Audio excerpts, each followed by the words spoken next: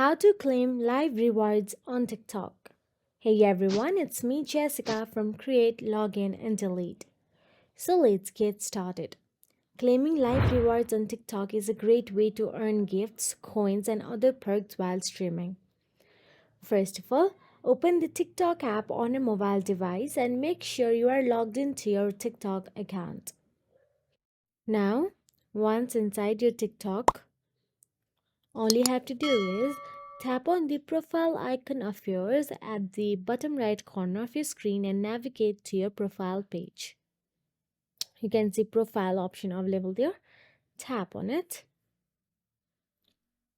Now, once on your profile, all you have to do is tap on the three dash available at the top right corner of your screen, and some options will be available on your screen once you tap on it.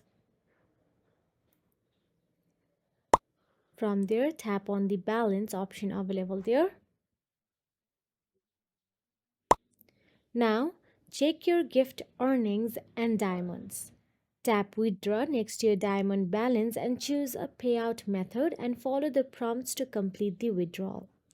So that is it. If you found this video helpful, please like, share and subscribe our channel, and thank you so much for watching.